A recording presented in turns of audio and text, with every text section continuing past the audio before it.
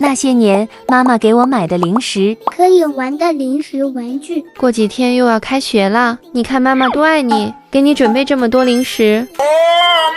突然有点受宠若惊啊！说说你们都是几号开学？天啊，这真的能吃吗？我妈是嫌我脸上痘不够多吗？一颗一颗挤出来，还挺僵硬的。重点挤出来谁还敢吃？一股浓浓的苹果味。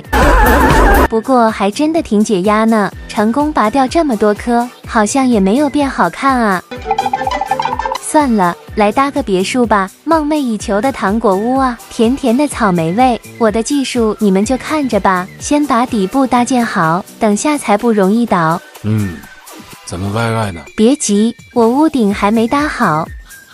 就想转个方向，结果，你没看错，我妈真的给我买了个马桶，还是可以吃的那种，感觉下不了口啊，试试吧，或许会有惊喜呢。加入灵魂跳跳糖，一杯美味饮料即将诞生，噼里啪啦噼里啪啦，就有点儿恶心，好像在爆炒饮料，酸酸甜甜真开胃。